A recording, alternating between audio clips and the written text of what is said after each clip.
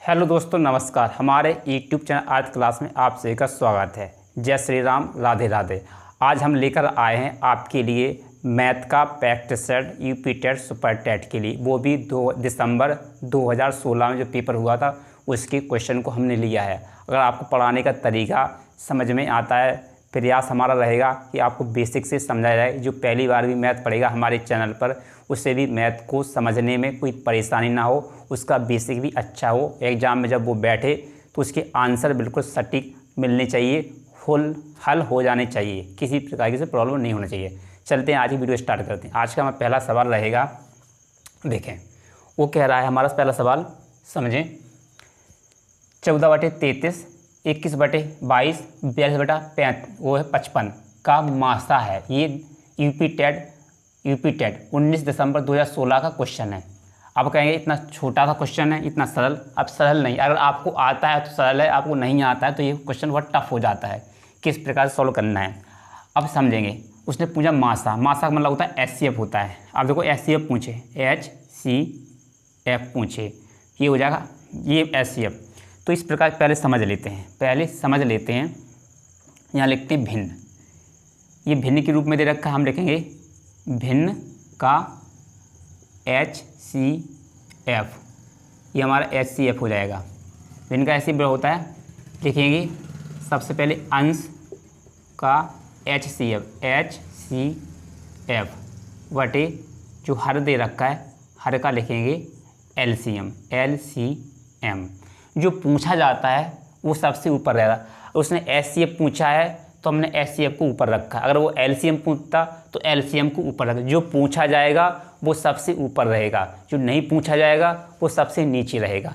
तो हमारे क्या है, भिन्न का जब भी LCM निकालते हैं तो भिन्न का HCF निकालेंगे तो देखिए अंश का HCF, मतलब HCF ऊपर रखेंगे, LCM नीचे रखेंगे। ये फार्मूला रहेगा। जब LCM पूछेगा तो हम लिखेंगे भिन्न का LCM, तो अंश का हो जाएगा LCM और हर का हो जाता है HCF, उल्टा हो जाता है, बस इसको याद रखना है।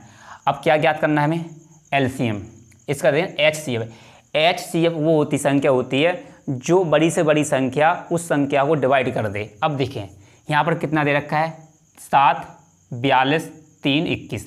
अब देखें जो हमारे पास 7 दे रखा है, 7 से 42 ये हमारे पास कितना है, 14 पूरा कटेगा, 21 कटेगा, 42 कटेगा।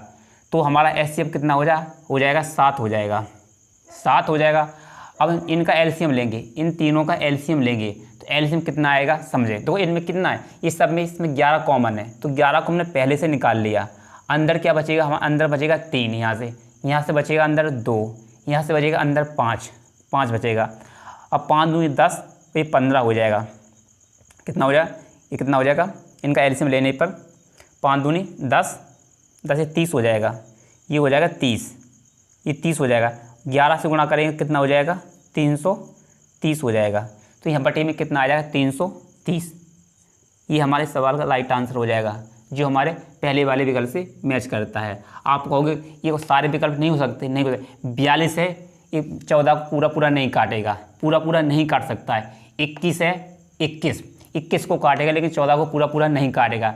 3 संख्या जो है ना, ये सबसे छोटी संख्या है। HCF का मतलब होता है बड़ी से बड़ी संख्या डिवाइड करनी चाहिए। 7 ऐसी संख्या इन चारों विकल्प में जो मतलब 14, 21 और 42 को पूरा काटेगी। आपको समझ में आया होगा। चलते से हमारा अगला सवाल है, ध्यान से देखें सभी लोग।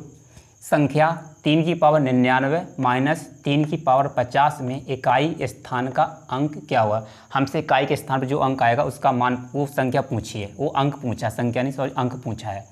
तो इसमें हम क्या करेंगे, 3 लेंगे, इसमें हम 4 का भाग देंगे, किसमें, 99। जब 4 का भाग देंगे इस प्रकार से समझें, 99 में हम कितने 4 का भाग देंगे, फिर हमारे यहाँ पर भी 3 है, इसमें भी हम 50 में 4 का भाग देंगे। कितना बचेगा समझते हैं, जो शेष बचेगा हमें उससे मतलब है।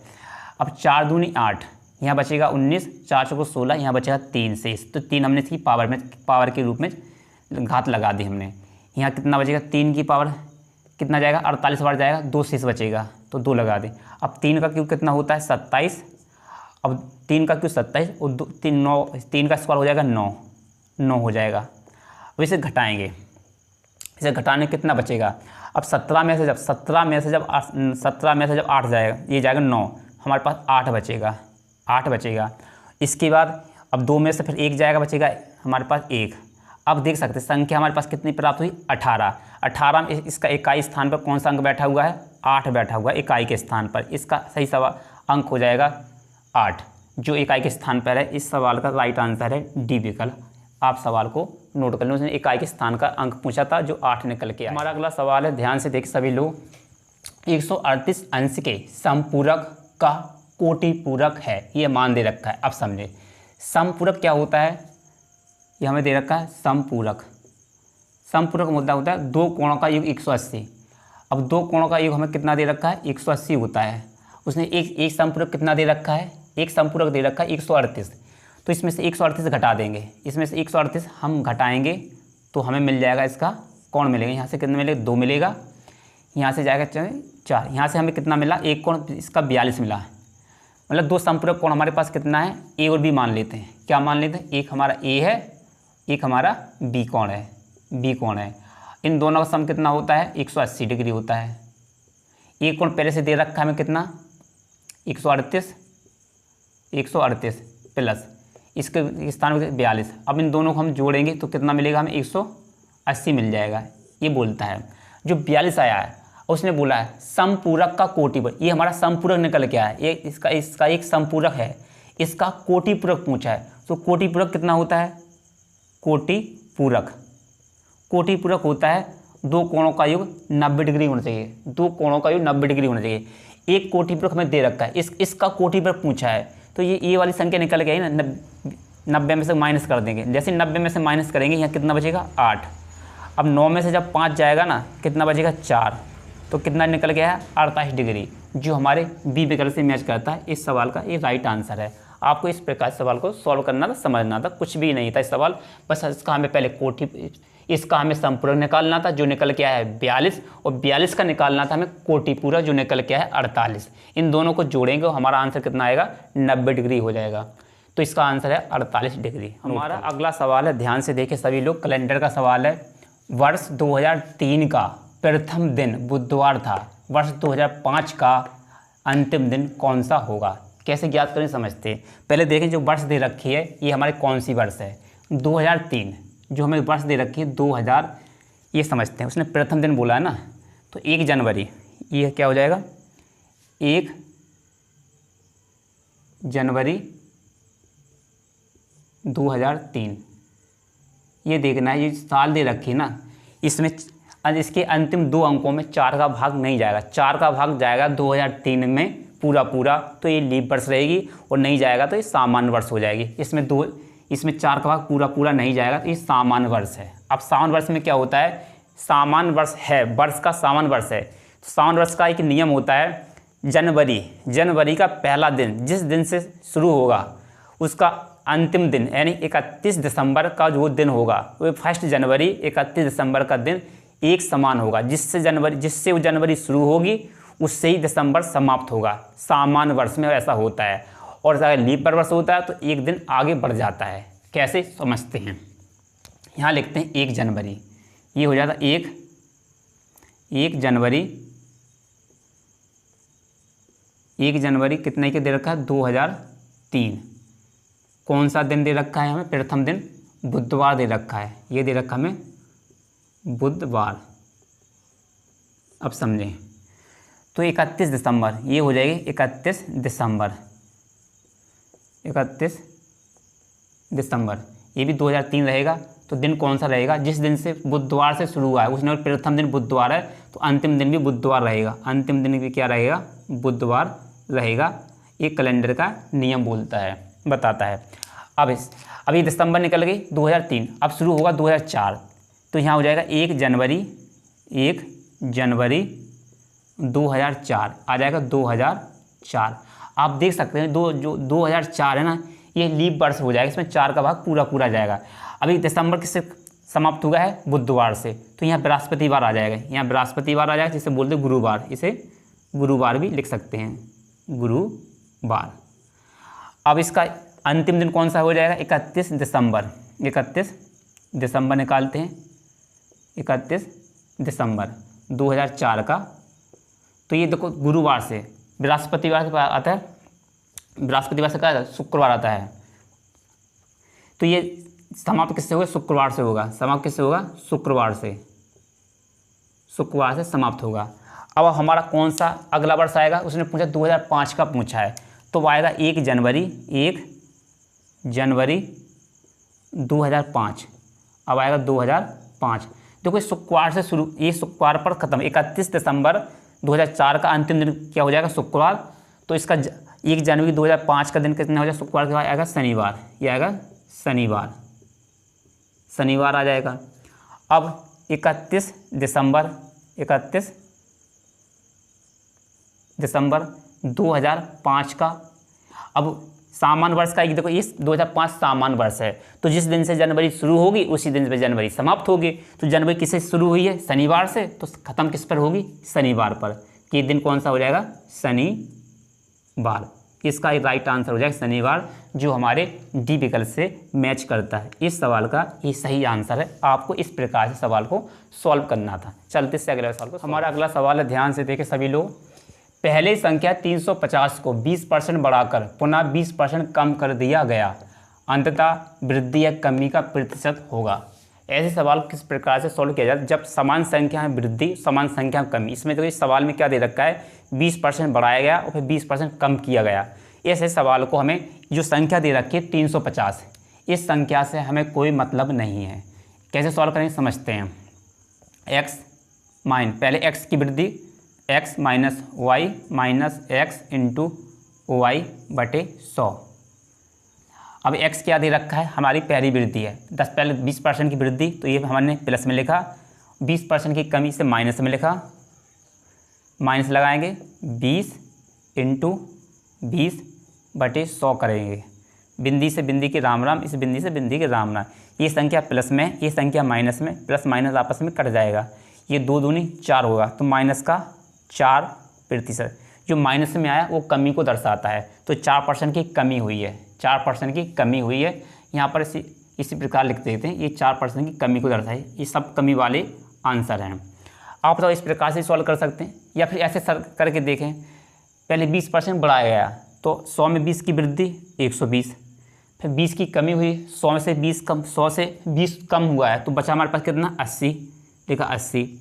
जब हमारे 2% दे रखा है, 1% दे रखा है, दोनों प्रतिशत को लिखेंगे तो बटे में 100 आएगा, तो हम 100 लिख लेंगे। अब इस बिंदी से इस बिंदी के राम राम, इस बिंदी से इस बिंदी के राम राम करा देंगे। ये 12 8 96 हो जाएगा, ये 96 होगा। ये 100 से कितना कम है, 4 कम है, तो ये 4% की क्या है, कमी है। जो 4% कमी है, जो हमारी बी विकल्प से मैच करती है। आप देख सकते हैं हमने 2 प्रकार से बताया है, इसमें हमने 350 संख्या को लिया ही नहीं है, हमारा आंसर निकल आया। आप इसे, हमारा अगला सवाल है, ध्यान से देखें सभी लोग। 2 संख्याओं का योग 36, उनके मासा और लासा क्रमशः 3 और 105 है। उन 2 संख्याओं के व्युत्क्रमों का योग होगा। कैसे ज्ञात करेंगे समझते हैं। आपको बस इतना ध्यान रखना है, व्युत्क्रम का योग पूछा है, उसने पूछा है व्युत्क्रमों का योग पूछा है। तो आपको क्या करना है, लिखना है योग बटे एलसीएम, इसे लिखेंगे एलसीएम इंटू HCF। बस इतना याद रखेंगे, हमारा आंसर निकल आएगा। योग कितना दे रखा है हमें, योग दे रखा है हमें कितना, 36, यहाँ लिखेंगे 36। और एलसीएम कितना दे रखा है, 105, HCF कितना दे रखा है, 3। बस इसे सॉल्व कर देना है। 3 एकम 3, 3 दूनी 6, 3 से 3 दूनी 6, बचेगा हमारे पास कितना, 105। इसे फिर सॉल्व करेंगे, 3 से काटेंगे, 3 चौको 12, 3 तिरका 9, तो 3 5 15। ये आया आंसर कितना, 4/5। 4/5 जो हमारे सी विकल्प से मैच करता है, इस सवाल का ये राइट आंसर हो जाता है। बस आपको इतना ही सॉल्व करना था, वो भी हमने आपको ट्रिक से बता दिया, इसका हमने लंबा प्रोसेस आपको नहीं बताया है, आप इसे नोट। हमारा अगला सवाल है, ध्यान से देखें सभी लोग। एक आयताकार बाग जिसकी लंबाई उसकी चौड़ाई से 4 मीटर अधिक है का अर्ध परिमाप 36 मीटर है। बाग की लंबाई वाली भुजा की माप होगी। हमें उसकी लंबाई निकालना है। कैसे निकालेंगे समझते हैं। हमारे पास एक आयत, हम सबसे पहले एक आयत बनाते हैं। ये हमारे पास एक आयत है, ये हमने एक आयत बनाया छोटा सा, बस समझाने के लिए समझते हैं। अब जो लंबाई है ना, इसकी चौड़ाई से 4 मीटर अधिक है। तो अर्ध परिमाप बोला, उसने क्या बोला, अर्ध परिमाप। ये उसने बोला है अर्ध परिमाप। हमारे पास क्या दे रखा है, अर्ध परिमाप। अब समझें हमारे पास परिमाप क्या होता है। अर्ध परिमाप का मतलब होता है L + B, मतलब लंबाई इंटू भुजा होती है, लंबाई इंटू भुजा। अब लंबाई इंटू भुजा में कितनी दे रखा है, अर्ध परिमाप दे रखा है हमें कितना दे रखा है, 36 मीटर। ये हमें उसने 36 मीटर दे रखा है, 36 मीटर दे रखा है। अब इस 36 मीटर से हमें सवाल को सॉल्व करना है, वो भी हम बिल्कुल किसी फार्मूले का प्रयोग नहीं कर रहे हैं, सिर्फ आपको सवाल को सॉल्व करने का तरीका बता रहे हैं। अर्ध परिमाप का मतलब होता है L + B, मतलब 2 भुजाओं का योग। मतलब परिमाप का मतलब होता है 4 भुजाओं का योग होता है, और अर्ध परिमाप मतलब होता है एक लंबाई एक चौड़ाई। इसमें एक लंबाई एक चौड़ाई है। उसने बोला जो अर्ध परिमाप है इसकी लंबाई है ना 4 मीटर ज़्यादा है। पहले इसमें से हम 4 निकाल दें, इसमें से हम 4 निकाल देंगे, इसमें से 4 अलग कर देंगे तो हमारे पास कितना बचेगा, ये बचेगा हमारे पास 32। इसमें से हमने 4 अलग कर दिया ना तो 32 बचेगा।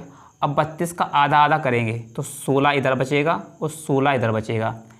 अब जो लंबाई है ना वो 4 मीटर है, एक इसमें जोड़ देंगे, 16 इसमें 4 जोड़ देंगे ना तो कितना हो जाएगा, ये 20 हो जाएगा। हम 20 लंबाई को मान लेंगे। अब 20 लंबाई को मान लेंगे, 16 चौड़ाई को मान लेंगे। यहाँ 16 क्या मान लेंगे, चौड़ाई को। ये हमने इनको निकाला है, हमने इनको निकाला, लंबाई चौड़ाई को निकाला है। अब चेक करेंगे, उसने बोला है जिसकी लंबाई चौड़ाई से 4 मीटर अधिक है। तो चौड़ाई कितनी है, चौड़ाई हमारी कितनी है 16, लंबाई कितनी है 20 है, इससे 4 अधिक है, बोले 4 मीटर अधिक है। तो हमारी चौड़ाई से 4 मीटर ही अधिक है, इस बात को मान रहा है। अब इसका जब ये 20 रहेगी तो सामने वाली भुजा भी कितनी हो जाएगी, 20 हो जाएगी। ये चौड़ाई 16 है तो ये चौड़ाई भी 16 हो जाएगी, ये भी 16 हो जाएगी। अब देखते हैं हम इसका अर्ध परिमाप बनाते हैं। इसका अर्ध परिमाप कितना हो जाए, 36 है। अब हमारा अर्ध परिमाप बन रहा है 36, तो 16 इन दोनों को जोड़ेंगे तब भी हमारा कितना बनेगा, 36 बनेगा। इन दोनों को जोड़ेंगे तो 36 बनेगा।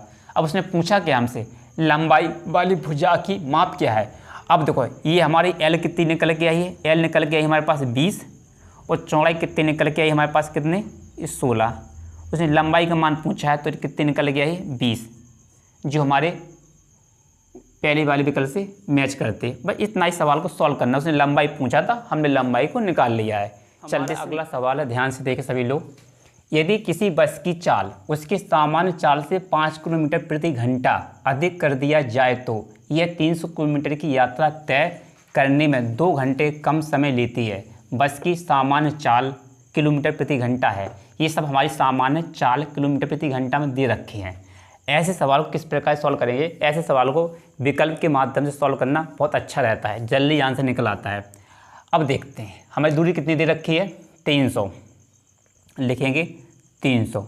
अगर हमारी ये सामान्य चाल दे रखी है, उसने पूछे का है सामान्य चाल पूछी है।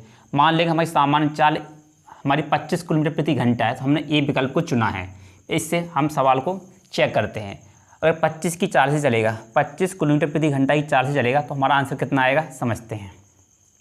ये 25 कितने कटेगा, 25 से कटेगा एक, मतलब 12 बार कट जाएगा। ये आएगा 12 घंटे। 12 घंटे हमने कैसे काटा, तो 25 से पहले हमने 4 जीरो काट दें, 4 बार कटेगा, 4 3 12 घंटे हो जाएगा। अब उसने बोला है अगर उसकी चाल 5 किलोमीटर प्रति घंटा बढ़ा दें।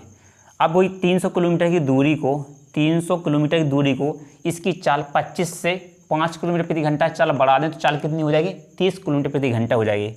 30 किलोमीटर प्रति घंटा हो जाएगी। अब 30 से 30 को काटेंगे, कितनी बार कट जाएगा, ये 30 से 30 कितनी बार कटेगा, इससे तो संख्या कितनी बार कटी थी, 12 बार। अब 30 से 300 कटेगा कितनी बार, 10 बार कटेगा, 10 बार कटेगा। इसे यहाँ आ जाएंगे 10 घंटे। आप देख सकते हैं इसमें और इसमें कितने घंटे का अंतर है, 2 घंटे का अंतर है। कितने, 2 घंटे, 2 घंटे का अंतर है, 2 घंटे। उसने ये तो बोला है उसे 2 घंटे कम लगते हैं। पहले अगर वो 25 की चाल से चलेगा तो उसे 12 घंटे में 300 किलोमीटर की दूरी तय कर पाएगा। अगर वो 5 किलोमीटर प्रति घंटा की चाल से अपनी चाल बढ़ा दे, 25 के स्थान पर 30 कर दे चाल, तो वही दूरी तो कितने घंटे में तय कर पाएगा, 10 घंटे में। तो यहाँ पर भी 2 घंटे कम समय लेता है, यहाँ से भी 2 घंटे कम समय लेता है। ये बिल्कुल हमारे इस सवाल की शर्त को पूरा कर रहा है। कौन सा विकल्प कर रहा है? ये 25, जो ए विकल्प, इसका सही सवाल आंसर हो जाएगा 25 किलोमीटर प्रति घंटा उसकी सामान्य चाल हो जाएगी। हमने विकल्प से चेक कर दिया है। आप चाहो तो इस प्रकार से भी कर सकते हैं। माना कि पहले कोई चाल 300 किलोमीटर की दूरी हम करेंगे एक्स की चाल से करेंगे, फिर हम 300 किलोमीटर की दूरी को उसने कि उसकी चाल 5 किलोमीटर प्रति घंटा बढ़ा दी जाए, तो 5 किलोमीटर प्रति घंटा की चाल बढ़ाएंगे तो एक्स प्लस ये 5 हो जाएगा। वो बराबर कितने घंटे कम लेगा? 2 घंटे कम लेगा, तो 2 घंटे यहाँ पर इस प्रकार लिख देंगे। अब इस सवाल को आप जब सॉल्यूशन करेंगे, या तो आप यहाँ पर विकल्प की सहायता से x का मान रख लें, जैसे हमने यहाँ पर मान चेक किया है। यहाँ 25 रखेंगे, 25 से कितनी बार कटेगा? 12 बार, और यहाँ पर 25 रखेंगे तो ये 30 हो जाए, 30 से कटेगा 10 बार, और 10 बार इन दोनों का अंतर कितना आ जाएगा? 2, और यहाँ पर भी 2, तो 25 आंसर हो जाएगा। अगर आप इसका मान नहीं रखोगे ना, ऐसे ही सॉल्व करोगे तो बनेगा द्विघात समीकरण बनेगा, जो आपकी परीक्षा में हालत ख़राब कर देगा। ऐसे सवाल को एक विकल्प की सहायता से आपको करना ही होगा। चलते इससे अगले सवाल को सॉल्व करते हैं। हमारा अगला सवाल है, ध्यान से देखें सभी लोग, ध्यान दें। 3 की 3 क्रमागत गुणज संख्याओं का योग 99 है। यह गुणज हैं। ये हमें 4 विकल्प दे रखे। कैसे ज्ञात करना है? हमें 3 के लगातार गुणज देखना। उसने बोला 3 के 3 क्रमागत, मतलब लगातार गुणज को देखना है, चेक करना है। अब देख सकते हैं ये 3 का गुणज तो है। अब 3 के बाद यहाँ पर 27 आना चाहिए, यानी लगातार गुणज देखना है। जैसे यहाँ पर दे रखा 24, इसके बाद 27 आता, 27 के बाद 30 आता है। ये लगातार गुणज हैं, ये तो ये हमारा विकल्प होगा नहीं। आप देख सकते हैं 32 है ना, 3 से कटता ही नहीं है। 32 3 से कटता ही नहीं है। 34 में 3 से कटता ही नहीं है। ये इसका गुणज नहीं है, ये हमारा विकल्प हो नहीं सकता। अब देखते हैं 30 3 का गुणज है, 33 3 का गुणज है, और 36 भी है। अब 30 के बाद इसका अगला गुणज क्या आएगा? 33 आएगा। 33 के बाद अगला गुणज आएगा 36। इसका सही आंसर हो जाएगा सी विकल्प। ये इसका सही आंसर है। ये इस सवाल का सही विकल्प हो जाएगा सी नंबर का। आप इस प्रकार से आप क्वेश्चन की सहायता से, विकल्प की सहायता इस सवाल को सॉल्व कर सकते हैं। आप चाहो तो पूरी मेथड से कर सकते हैं। इसके 3 गुणज पूछा है उसने, 3 गुणज पूछा है। इन संख्याओं को कितना? 99। हम मान लेते हैं, हम संख्या मान लेते हैं। ये 3 संख्याओं का योग दे रखा है। पहली संख्या, ये पहली संख्या है, ये दूसरी संख्या, ये तीसरी संख्या है। अब ये 99 दे रखा है। ये क्या दे रखा है यहाँ पर? 99। ये 3 संख्याओं का योग है, तो 3 का भाग देंगे इसमें। 3 का भाग देंगे, कितना आ जाएगा? 3 3 का 9, 3 3 का 9, ये 33 आया। ये बीच की संख्या निकल के आई है। इससे पहले 3 गुणज क्या होगा? 30 होगा, 30 आ जाएगा। इसके बाद कौन सा होगा? 3 में मतलब 33 में 3 जोड़ेंगे तो 36 हो जाएगा। आप देख सकते हैं इस सवाल का राइट आंसर किस विकल्प से मैच करता है? 30 33 36, 30 33 36, इस सवाल का राइट आंसर हो जाता है। आप चाहो तो इस प्रकार से भी और तरीके से करते। 3 के उसने गुणज पूछा है, एक हमारा कितना हो जाएगा? 3x। यहाँ से समझें, ये हम तीसरा बता रहे हैं। आप इधर इससे करें या विकल्प से कर लें। ये क्या हो जाएगा हमारा? 3x हो जाएगा। इसमें फिर 3 जोड़ेंगे, ये हो जाएगा 3x प्लस 3 हो जाएगा, 3 हो जाएगा। फिर इसमें जोड़ेंगे 3x प्लस इतना 6 हो जाएगा। उसके बराबर कितना दे रखा है? योग 99 दे रखा है। तो 3 3 3, तो कितना हो जाएगा? ये 9 हो जाएगा, 9x हो जाएगा प्लस 3 ये दे रखा है, 6 ये, 3 ये हो जाएगा 9 बराबर कितना? 99 दे रखा है। तो 9x बराबर, ये 9 इधर जाएगा तो बचेगा 90। तो x का मान कितना निकल के आएगा हमारे पास? x का मान कितना निकल गया? 10 निकल के आया, 10 निकल के आया। हमारी पहली संख्या कितनी मानी हमने? 3x मानी। अब इसका गुणा होगा इससे होगा तो वो बनेगी संख्या कितनी? 30 बन जाएगी। अब इस वाली संख्या से गुणा होगा, ये पूरी संख्या मानी। एक संख्या ये है, एक संख्या हमारे पास ये है। अब 10 का गुणा करेंगे 3 से तो हो जाएगा 30 3 33, इससे हो जाएगा 33। अब इसका 30 इससे भी गुणा करेंगे 10 का, तो ये हो जाएगा कितना? 30 और 6 कितना? 36। आप चाहो तो किसी भी प्रकार से सवाल को सॉल्व करने विकल्प से कर लें, इस वाली विधि से कर लें, इस मतलब संख्या मानकर कर लें, आपका आंसर उतना ही आएगा। चलते से अगला सवाल है, ध्यान से देखें सभी लोग। सीमा 1 घंटे में किताब का 1/5 भाग पढ़ती है। यदि वह किताब को 2 सही 1/3 घंटे पढ़कर सो जाती है, किताब का कितना भाग पढ़ने को शेष बचता है? कैसे ज्ञात करेंगे समझते हैं। हम 1 घंटे को, उसने बोला 1 घंटे को हम लिख सकते हैं 60 मिनट, लेकिन 60 मिनट में 60 मिनट में कितना भाग पड़ती है? 1/5 भाग वो पड़ती है। हम लिखेंगे अब 1 मिनट में, 1 मिनट का भाग निकालते हैं। 1 मिनट में पड़ेगी 1 यहाँ पर आ जाएगी 5 और 60 में चला जाएगा, इतने भाग पड़ती है। अब उसने पूछा है यहाँ पर कितना लिखा है? 2 सही 1/3 घंटे लिखा है, 3 घंटे लिखा है ये। अब देखो 2 घंटे का कितना हो जाएगा? 60 120 मिनट हो जाएगा। अब 1/3 का 60 से गुणा कर देंगे तो कितनी बार कटेगा? ये कटेगा 3 दूनी 6, 20 बार, तो ये हो जाएगा 140 मिनट हो जाएगा। तो एक मिनट में इतना पढ़ लेते हैं। अब तो पड़ेगी 140 मिनट में, 140 मिनट में कितना पड़ेगी? तो इसका गुणा कर देंगे, ये हो जाएगा 1 में कितना? 5 × 60 और 140 से हम गुणा कर देंगे, हमारा आंसर निकल आएगा। समझिए अब कितना बचेगा हमारे पास? ये बिंदी के राम राम, 2 से कटेगा ये 7 बार और 2 से कटेगा ये 3 बार। कितना? 7 एकम 7, ये बचेगा 7/3 5 15, इतना भाग 7/15 भाग उसने किया है, भाग पढ़ लिया, ये भाग पढ़ लिया है। बचा भाग, शेष बचा भाग, ये हो जाएगा शेष किताब का बचा भाग निकालना है। कैसे निकालेंगे? तो एक में से, किताब तो हमारी एक किताब है, किताब को एक ही माना जाए कार्य हो, तो 7/8, 8 ये 7/8 नहीं 15 है, नीचे कितना है? 15 है, ये हमारे पास 15 दे रखा है। अब 15 एकम 15 में से 7 जाएगा, कितना बचेगा हमारे पास? 8/15। ये हमारा शेष किताब बची हुई है, ये हमारी शेष किताब बची। हमने शेष किताब का बचा हुआ भाग निकाला 8/15, जो हमारे ए विकल्प से मैच करता है। इस सवाल का ये राइट आंसर हो जाता है।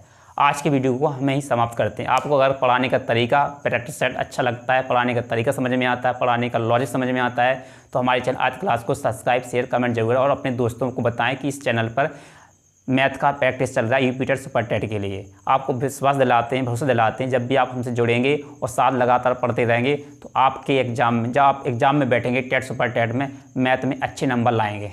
मिलते हैं इससे अगले वाले वीडियो देखने के लिए आप सभी को धन्यवाद।